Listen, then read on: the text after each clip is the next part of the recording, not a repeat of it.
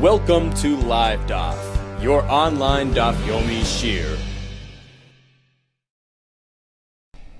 Shalom Aleichem, welcome back. Today's Daf is Beyach Chav Gimel. We begin on the very last line of Chav Beis Amud Beis. Says the Gemara, Amar Rabbi Yehuda. Let's continue the discussion we began yesterday regarding producing smoked items on Yom Tov. Smoked meat, smoked fish. And the two sides of the equation were as follows.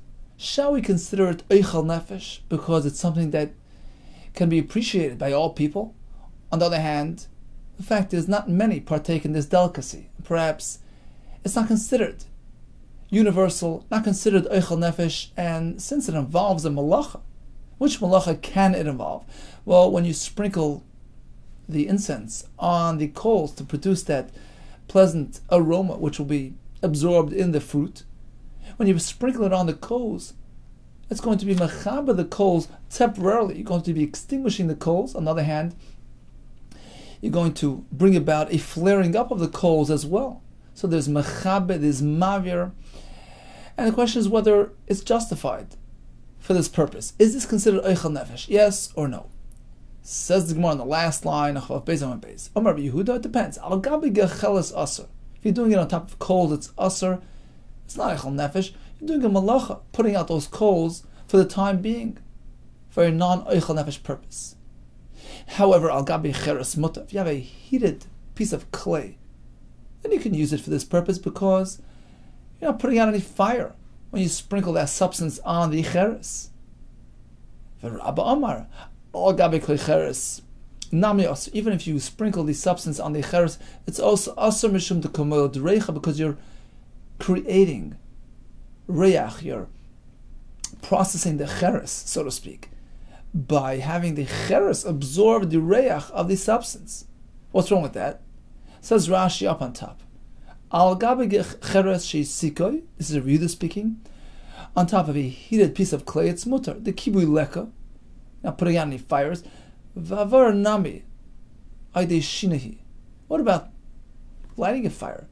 You're burning the substance, the besamim. It's a shina. It's not a conventional method of burning things.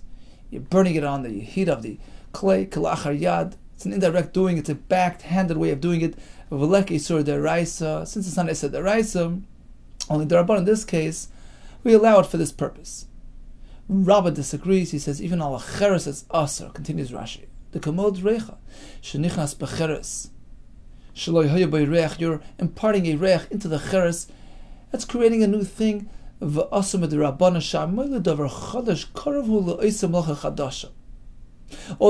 HaTorah, Midrabanan, it appears like he's creating, he's producing, he's generating something new, making a fragrant, filled cheres, and that's also. Now it appears from the Gemara that the fact that he's putting the reich in the food, that wouldn't be considered moiled. They're just preparing food, but putting reich into an item, an object, an edible object, that's called a moiled, and that's also midrabanan.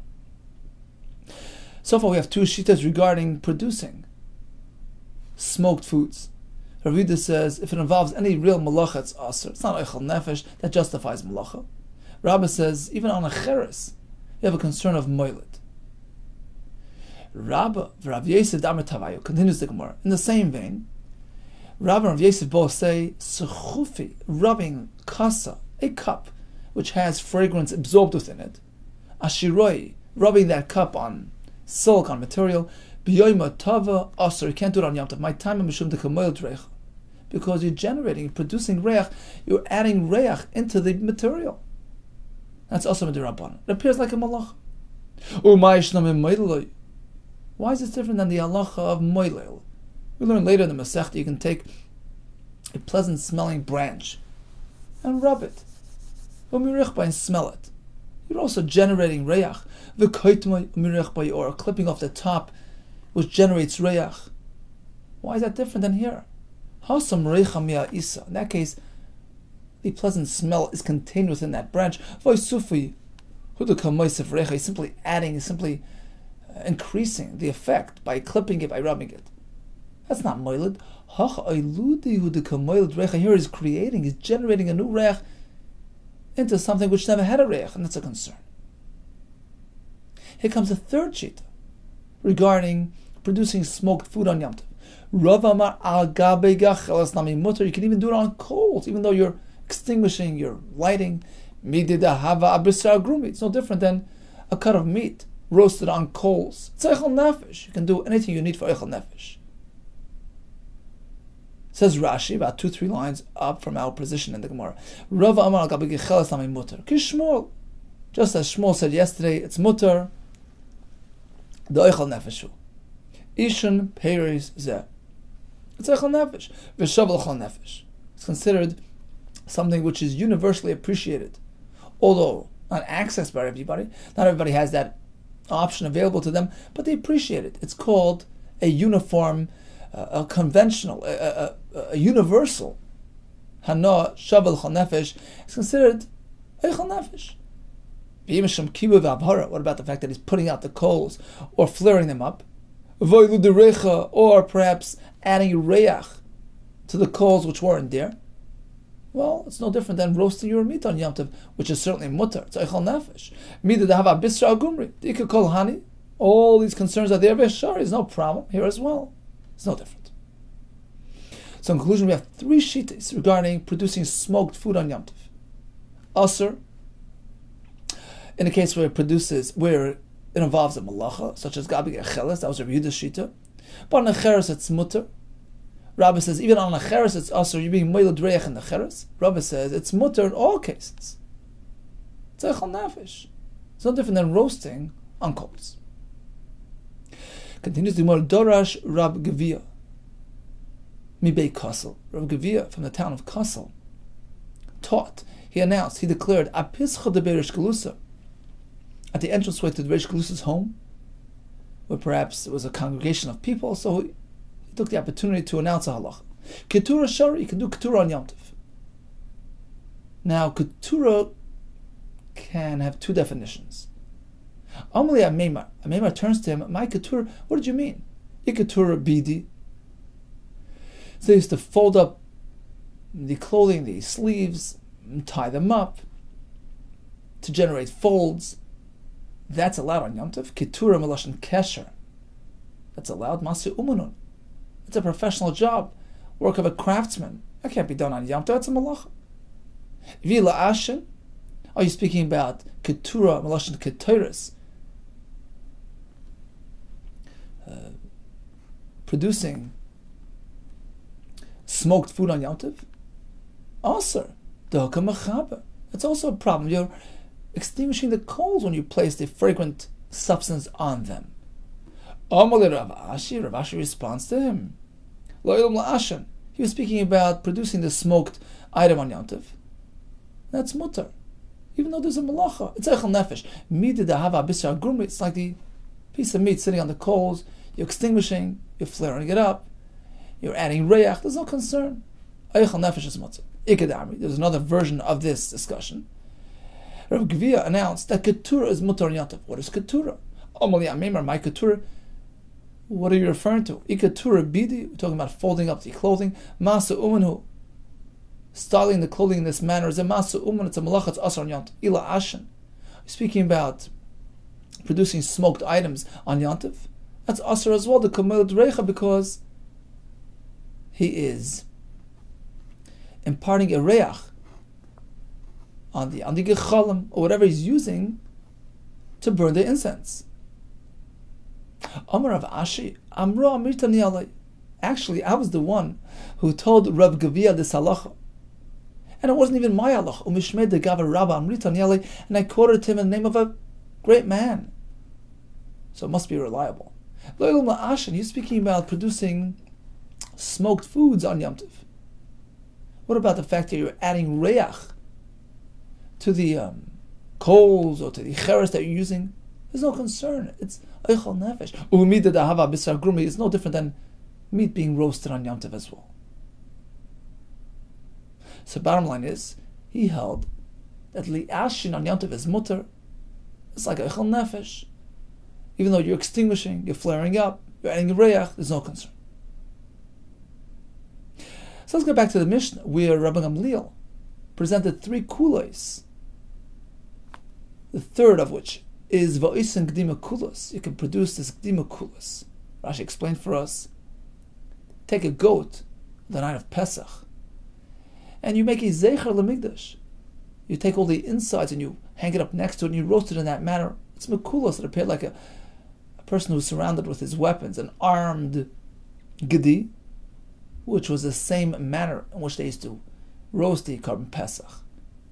So he did it zecher as a remembrance to the Korban Pesach in the Mikdash. The Chacham disagreed. They said, you can't do this. Tanya, Rabbi Yossi Omer Toidos Ish Romi. There was a great man, his name was Toidos, he lived in Rome, he was a community leader. Hinig es bnei Romi lechal gdi mekulas b'leil psachim. He established a minhag in his town of Rome to eat a gdi mekulas on the night of Pesach. So it was in the city of Rome, the bastion of Golis. He wanted to give chizuk. Come, let's do a minhag tonight, which will create a zikaron, a remembrance for the experience in the Beis HaMikdash. Shochale, the Chacham responded to him and opposed what he did. Il mole toidus ata, you should know, if not for the fact that you're a great man, you're toidus, you would have applied a cherem on account of what you did. Shato machalas bnei Yisrael kacham machutz. Look, you're feeding Yisrael karbanis outside Yerushalayim. Kacham sakadaitach? What do you mean he gave them kacham? It wasn't kacham. Ela'ema ke'in kacham. What you're doing appears like in Korban Pesach and could be mistaken for a Korban Pesach. It would appear like you're giving them kacham outside Yerushalayim. Don't do it in this manner. It's inappropriate for an ordinary animal to be roasted in a manner which resembles roasting of the Korban Pesach. Continues the Mishnah. Shloisha dvarim Rabbi Yehuda ben Azariah mater chum oisrim. Here again we have the number 3. 3 kulos presented by Rabbi Yehuda ben Azariah as opposed to the Chachamim who were oiser. Number 1. Parasa yotza b'ritzur sheben kanel. Rabbi Yehuda's cow would go out on Shabbos wearing this ornamental strap strung to its horns. He considered it to be an ornament, like a malbush, like a tachshit. It's not a load. Chacham disagreed. It's considered a load. An animal doesn't need ornaments. An animal can't carry a load on Shabbos. Number 2, mekarden es be'ema b'yomtiv. On Yom Tov you can scrape the animal with a fine tooth comb to comb its hair, to remove insects. We're not concerned about making the animal bleed, which is a chabura. We learned earlier that you're allowed to grind seasoning, pilpul and some type of seasoning. You can grind them on Yom Tov even using the ordinary tools, with the conventional grinder. Chacham disagreed on both these things. When it comes to mekarden, they were concerned that you're creating a chabura, you're going to scrape the animal. When it comes to crushing the pilpulin, you want to deviate from the way you do it during the week. It shouldn't look like a uvdin the chayla. You can crush them, but use something different than the way you usually do it. Use a stone mini mortar, but not the grinder. Rabbi Yehuda holds that you can't do kirut, you can't take this fine tooth comb to scrape the animal, because you're going to make a chabura. You can use a wooden comb that has wider teeth, aren't so sharp and pointy, and use that, because that's not going to make a chabura. It's not going to inflict a wound. Both are off the table. In mekarden, you can't use the fine tooth comb. Nor can you use this wooden comb. We're concerned if we allow this one, we'll lead to that one. So both are us. Let's go over to Rashi, starting from Mas Nisan. So it's a couple lines up. Parasa yoytze b'Shabbos. On Shabbos, Rabbi Yezer's cow would walk out carrying the strap. B'ritush ben kaneh l'noi, for beauty. V'amar Rabbanan masuyu in a tachshila. Rabbanan disagreed. It's not called a tachshid.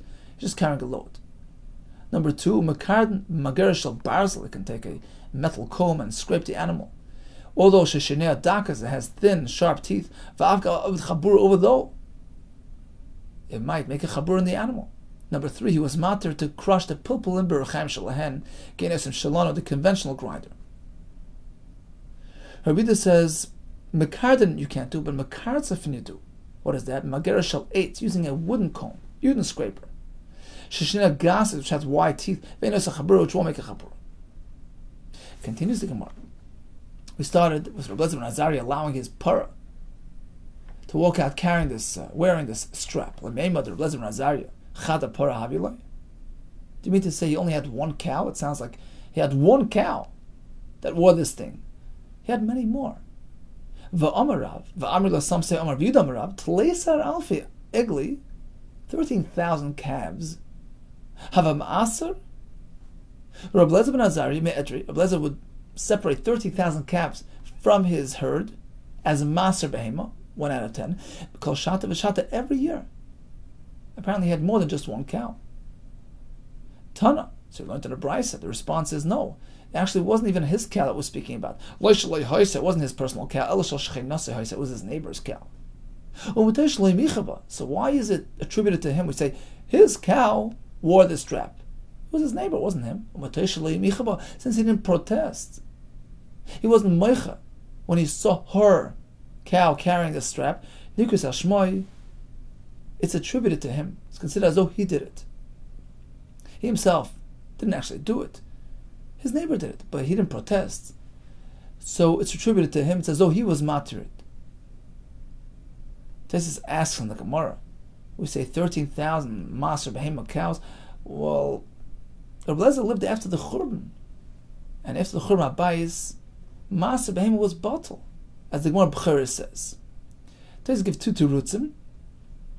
He says perhaps it was his caretaker. So when he was still young at the time of the Beis HaMikdash, his apotropos, who took care of his assets, was mafresh this maser behema. Another teretz he says, la dafka maser behema just means he paid his taxes, 10% of his herd, to the king, which amounted to 30,000 calves. And incidentally, Rashi elsewhere says that the number 13 isn't always accurate. It can be used in an exaggerated way. So the point is he had many more than just one cow. The bottom line is, since he was mater, his neighbor, it's considered as though he personally did it.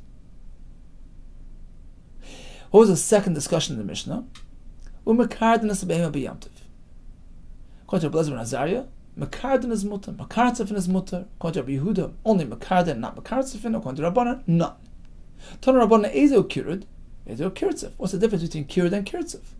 Kirud is Ktanim, or some Chabura, a fine-toothed comb which will perhaps make a Chabura on the animal. As opposed to Kirtzef, that's G'dolim. You have a wide-toothed comb, it's a Chabura which will not inflict a wound. We have a total of 3 shitas regarding this topic. Number 1, Rabbi Yehuda Savar, Davar she'en miskaven aser.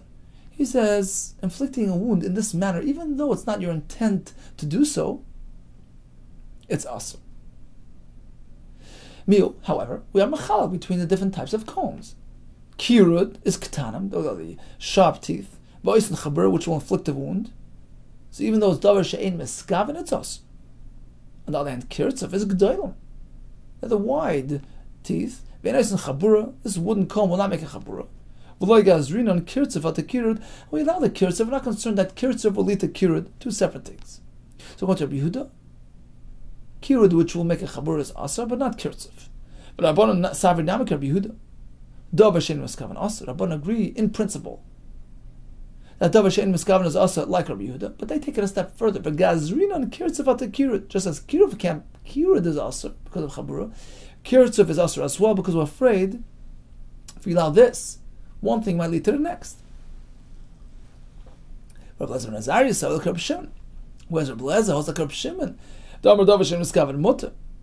When you do a masa which leads to a malacha, since it's only an incidental malacha which you didn't really have in mind, it's mutter, especially by Shabbos, where you need a mlechas machshavas, you need planning, purpose. So in any case, it's mutter, and therefore, bein kirud, bein kirtzev shari, whether using a sharp-toothed comb or a wide-toothed comb, it's mutter. So we have 3 shitas. According to one shita, everything is aser. According to one shita, everything is mutter. According to the 3rd shita, sharp is aser, unsharp is mutter. Amar Rav Nachman, Amar Shmuel, but Amar some say Amar Rav Nachman l'chodei. It was Rav Nachman on his own, not in the name of Shmuel. who said that halacha Reb Shimon, we follow Reb Shimon, Davashin Miskavan is mutter. In this case, use any comb you wish. Why? Sharei Reb Lezer ben Azariah moidele, because Reb Lezer ben Azariah follows Reb Shimon's shita. Therefore, it's probable that the halacha follows that opinion. Amali Rav Nachman says Rav to Rav Nachman, why are you choosing Reb Shimon over Rabbi Yehuda? V'lei memar loch Rabbi Yehuda. Why wouldn't you rather say halacha follows Rabbi Yehuda? Davashin Miskavan is asur. Sharei Chachamim moidele. It's pretty clear that Chacham, who the majority, agreed with Rabbi Yehuda. Amalei, Sir Nachman responds, Anok Reb Shimon Sfirli. The truth is, I personally concur with Reb Shimon. Davashin Miskavan is mutter. So that's my personal opinion. And that really would be enough for me. But I added another element as well to support my opinion. V'oid, Sharei Lezer ben Azariah moidele. Because Reb Shimon is supported in this case for Lezer ben Azariah. Therefore, I took that track and I allow any type of comb to be used. Continues the Mishnah. Harechaim shel pilpulin. Once we discussed this pilpulin crusher, says the Mishnah, actually there's another halacha associated with it. Harechaim shel pilpulin, tmei mishum shleisha kelim. This grinder really is comprised of 3 separate kelim. And even if they're disassembled, each part of this rechaim has its own din kli. What are the 3 kelim? So let's just first describe it by heart. We have a grinder, a crusher, which is comprised of 3 sections, 3 levels. So on bottom you have a receptacle. So the grinded material collects in the bottom, which is actually a kli eitz. It's a clay kibble. A wooden utensil which can contain is makabel tumah. On top of that, you have the sieve, the sifter. So it's really a kli eitz, sort of a cylinder, kli eitz, with a sort of material bottom, which is a sieve, a sifter, through which the ground material runs through. Then you have the upper section, which is a round wooden circle, which is bottomed, which is coated on bottom with a metal plate with sharp protrusions coming out of it. And that's used to grind the pilpulin inside the middle section, which then drops down and collects into the bottom section, which is the clay kibble. So each one of these sections is considered an independent kleli and can become tummy on its own. Harechaim shel pilpulin, says the Mishnah, Tumei mishum sheshet kelim, and has 3 kelim with respect to tumah. Mishum clay kibble, which is the bottom one. It's a kli eitz which has the ability to contain. Umishum klei mateches. The top one is the kli mateches. So the bottom one is a kli kibble. The top one is a kli mateches. So it's not meant to contain. It's just a grinder used to grind the pilpulin beneath it. A kli mateches is tummy even if it's not something that can contain. And the middle section is the mishum kli kfara. That's a sieve. It's a sifter which is tummy on its own. Explains the Gemara. Tana, we learned in the Beitzah. Tachtoina, the bottom one, mishum kli kibble. That's a kli eitz, which collects the ground material. It's a kli kibble, which is mikabel tum. Emtsoy, the middle section, mishum kli kvara. The middle one is a kli kvara, which means it's a sieve, it's a sifter. Rashi says that although it's a kli eitz, but since it has a piece of material connected to it, the chamugoizer tuma mishum arug.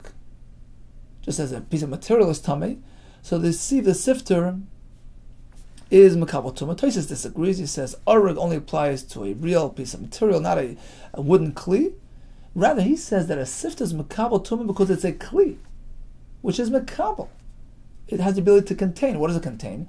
The leftovers after the grinding, the large pieces that don't go down, the waste, whatever it is, the skins, stay inside that sifter, and so it's a clay kibble and a kli eitz, which is makabel tumah. El Yonah, the upper kli, mishum kli mateches. It's a metal kli, because it's a wooden frame, which is coated with a sharp metal plate. So it's a kli mateches, which has the ability to attract tumah, even though it doesn't have the ability to contain. Kli mateches is tumah, even if it's pashut, even if it's not, it contains. Continues the Mishnah. Agola shel katan, a carriage, a baby stroller. Actually, Rashi learns it's an agola, it's a type of carriage which is intended for play. The child sits on it and has a good time. Taisus learns that it's actually describing a walker used to train the baby to walk. So he says it has 3 wheels, and he grabs onto it and walks with it. So either way, it's something which the child sits on and leans on. Agola shel katan has 3 halachas. Once again, the number 3. Tmei midras. If somebody sits on it, for instance, this child, if he's a zav, he sits on the agola, it becomes tamei midras, which is something that applies uniquely, exclusively to something which is meant to be leaned or sat on. So this agola is meant for this purpose, to lean and sit on it. And therefore has the ability to accept too much measures. Number 2, when it tells b'Shabbos. It can be handled as Shabbos, it's a kli, it's not muktzah. Number 3, be'eina negereres, or you drag it, be careful. They only do it, el gabi kalim, on top of kalim, on top of material, on top of carpets. So that it doesn't scrape the floor and create a furrow, which is a malach of cherish. Rabbi Yehuda Omer, kol ha-kalim ein negron. You have to take care not to drag any kli on the ground, except for this one. Chutz min agola. You know why? It has wheels. It doesn't drag, it doesn't scrape. It weighs down. The wheels push the earth downward. That's not called cherish. Continues the Gemara. We speak about it. Agola shel kata tmei midras. Why? It's meant for the child to lean on. When it tells us for Shabbos, why could you move it on Shabbos? Shum the ikatar is kliyala. It's considered a kli. It's not muktzah. Thirdly, ve'ena negeres agabe kalim. It can only be dragged on top of items, as opposed to on the karka itself. Agabe kalim on kalim agabe karka loy, but not on the plain earth. My time of why the gabet chiritz, it creates a furrow. Oh, now it's a davar she'ein meskaven. Apparently, Mani, who's the author of this mission, who's concerned about this, Rabbi Yehuda, the Amar davar she'ein meskaven also, even though that's not his plan, it's not his intention to create a furrow. Fact is, it's happening as a result of his drag. The davar she'ein meskaven is also. Okay, the Reb Shimon, because according to Reb Shimon, there's no concern. Amar davar she'ein meskaven is mutter. So apparently, Tanakam who cautions you against dragging this agola on the bare floor is following Shittas Rabbi Yehuda, since it's going to result in a chafira, even though he's not mechavan, it's also Shittas Rabbi Yehuda. As opposed to Reb Shimon, who's not concerned because that's not his kavanah. That's not Reb Shimon. A goyer adam, person could drag even on Shabbos, mita, a bed, kisa, a chair, a a bench, as long as he's not trying to make it furrow. So Tanakama, whose concern is obviously following Rabbi Yehuda's shita.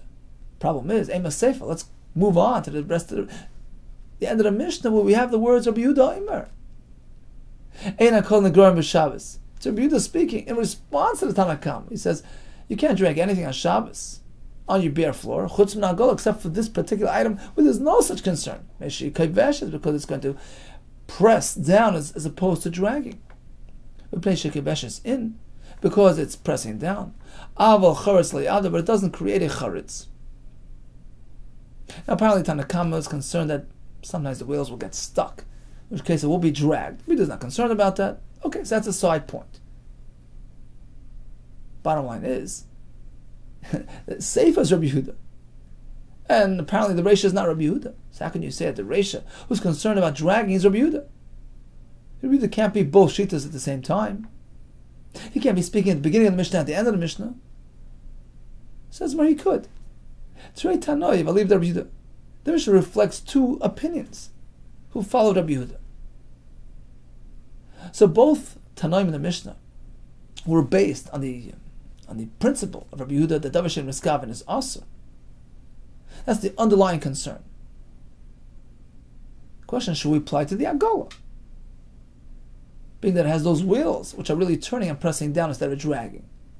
So according to one version, which is expressed by Tanakama in our Mishnah, Rabbi Yehuda's halach would apply even in this case. We're concerned about getting those wheels stuck and dragging them. Therefore, don't do it unless it's on something. Whereas in the second version of Rabbi Yehuda, presented in the last part of the Mishnah, that's another Tana speaking in his name. Wheels who turn, no concern whatsoever of doing a malach. So we spoke about Agala Shal Katan and 3 halachas. It has midras, it's not muktzah. Make sure to only drag it on a carpet to avoid malacha. According to Rabbi Yehuda, which is really the other version, another version of Rabbi Shita, spinning wheels have no concern because it's kovish, it's pressing down, it's not scraping the ground. Hadron loch yomtiv. Continues the Mishnah. Ain't sodden dogim nabi borim biyomtiv. If you have a fish pond, you cannot trap fish from that beaver, from that pool on Yom Tov. Why? Says Rashi, because you can do it before Yom Tov. There's no need to do it on Yom Tov. Very nice in the name of Zaynis, nor can you feed them on Yom Tov. Avod sadan chayiv oif min ha-beverin. When it comes to an animal, to a bird, you can trap them from their enclosures. V'nois in the name of Zaynis, likewise you can feed them. Why? We're going to see in Rashi soon. Rab Shimon Gamliel Omer, don't make a general rule. You say trapping an animal, a bird from a beaver is mutter. Well, you know what? It depends on its size. Not all pens have the same halacha. Depends on its size. This is the rule to follow. If it's a large pen, in which case the animals contained within it are lacking tzeda, meaning you still have to go trap them. You have to run after them to catch them.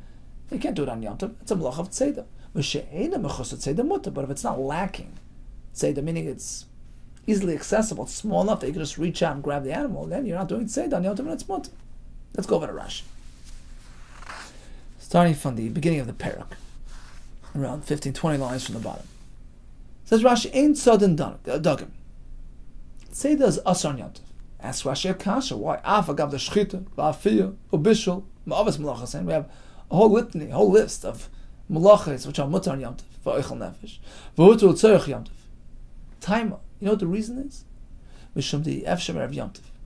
All those cannot be done before Yom Tov. They must be done today. The shchita, when it comes to shechting, chayish l'mechma brisra. They didn't have fridges in those days, and if you do shchita yesterday, the meat might spoil, might warm up and spoil. Penis chamim v'yasriach. So it's pertinent to do it today. Aval tzeda, as opposed to trapping, efshel etzudim b'yom, trap it yesterday. V'anichav matzudasim b'mayim, leave it in its trap, in its net, in the water. Don't pull it out of the water. Below yamas. Have it remain alive inside. Take it tomorrow. So the malach of tzeda doesn't have to be done today, and therefore you can't trap fish on Yom Tov. Beverim, says Rashi, shall dogim hein. Fish ponds, brechel shamayim shekarim vibur. Beverim shall chaya. That's referring to these enclosures. Kafifes mekafim get their saviv. This pen that's enclosed, surrounded by a fence. V'koisen l'seichen chayas habar v'yolis m'galisham, which will contain animals. Very nice. Just as you can't catch fish on Yom Tov, you can't feed them either. Very nice enough now dogim bezoinas. Ask Rashi Akasha, what do you mean? I feel one domar nefesh behema b'mashma. We had a shita earlier that you can do malacha to feed an animal. So why can't I feed these animals? That only refers to animals which need you. They're dependent upon you for their sustenance. Avol dogim is supposed to fish, free swimming fish. They have food accessible wherever they are. They don't need you to feed them.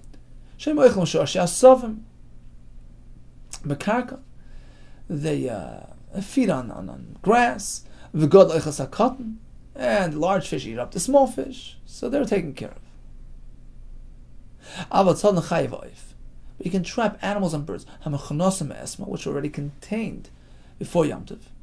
The Gemara now figures at this point that any enclosure does a trick. Once they're enclosed and together, they're considered to be trapped as is. And therefore, you're not really trapping anything when you just pull them out on Yom Tov. As opposed to fish, aval, dogim, nishmotim, lechorim, stukim. It's hard to catch them. They disappear in the nooks and crannies. V'havet tzeda b'Yom Tov. Trapping them is considered a malach of tzeda. As opposed to animals, where they're already considered trapped as is. So therefore, you can take them and you can feed them. Throughout the winter, they need you to feed them. Likewise, even during spring and summer, a place which is trampled by traffic, where there are no grass growing. In that case, they need you to feed them. Rabbi Shimon Gamliel says, depends on the size of the enclosure. If it's large enough, which requires another effort to go catch them on Yom Tov, then you're doing tzeda, and even the animal or the bird would have the same status as fish, in which case grabbing them on Yom Tov is considered tzeda and it's asur. Tais has a different pshat in the issur of feeding them. He says that unlike Rashi, who was concerned about perhaps tircha, doing unnecessary effort for the fish who don't really need you, Tais has a different pshat. He says it's really a concern of tzeda, meaning if you're going to feed them, you might go and trap them. So really one is dependent on the other. That's when it comes to fish who may not be trapped on Yom Tov. You can't feed them either because you might come to trap them. You're so involved, you might go ahead and actually trap it. Whereas the chayav oif, where it seems there's no concern of tzeda here, when they're enclosed in this pen. So since there's no concern of trapping, you can feed them as well, because there's no gzera. You might trap them, because taking them out of the pen is not considered trapping. So just as you can trap them, go ahead and feed them as well. Okay, let's briefly chazer over today's daf. We have many halachas and concepts which are related to the number 3. Let's start with ma'ashen, producing smoked foods on Yom Tov. We have 3 shittas. One shita says mutter. It's eichel nefesh, although not available to all people, but it's appreciated by all, and therefore you can do anything for it. Mechabe maver, to smoke your fruit and your salmon. We have another shita which said it's asur in all cases. It's not considered eichel nefesh. It's not shaval koil. It's not something enjoyed by all equally. So therefore, when it comes to putting this fragrance on coals to create that pleasant smelling smoke, there's a concern of mechabe, you're putting out, at least temporarily putting out those coals. That's a non-eichel nefesh related malacha. It's asur. And likewise, even on a heated piece of clay, you can't do this because it's moiled, because you're generating a reach into the cheres, and that's asur midrabban. So one shita is mata completely. One shita says it's asur all the time. We had a middle shita, Rabbi Yehuda, says if it involves a malacha of mechabe, for instance, placing the fragrance on a gacheles, that's asur. But in a cheres, we're not concerned because he's not really putting out any fires. There is no fire to put out. And apparently he's not concerned about the fact that you're imparting the reach into the cheres. That's not your kavanah, that's not what you're trying to do. And there's no isser d'rabbanan as well. So 3 shittas: asur, mutter, and sometimes. We discussed the gdi mekulas, which was the manner in which they roasted their animals, their gdi on Pesach in the town of Rome. Then we had a Mishnah which contained 3 heterim presented by Rabbi Yehuda ben Azariah, which were opposed by the Chachamim. 1, he allowed the pura to wear this ornamental strap on Shabbos. He would allow scraping the animal with any type of comb or brush, and as well as crushing the pilpulin in their rechaim, the conventional manner. We had 3 shittas regarding scraping the animal. We had the Rabbi Yehuda ben Azariah, who allows in all cases, in line with shittas Rabbi Shimon, Davar Shem Niskaven is mutter. We have Rabbi Yehuda who says Davar Shem Niskaven is asur. So mekarden, which is using a fine-toothed comb, which will make a chabura, it would be asur, but mekartzefin, where it's a wide-toothed wooden comb, would be mutter. The Chacham say in all cases asur. We're afraid about this, leading to that. We had 3 kalim contained in the rechaim shel pilpulin. The upper one is the kli mateches. The middle one is the arig, the kvara, the sieve. The bottom one is the kli eitz, where the ground seasoning collects, and that's considered a kli kibul and it's tummy. We have 3 halachas regarding agala shel katan, metame midras. It's not muktzah on Shabbos, and be careful when you drag it. Concluded the Mishnah regarding fish that cannot be trapped nor fed, as opposed to chayav oif that can be trapped and fed as well. All the best to you and much hatzlacha.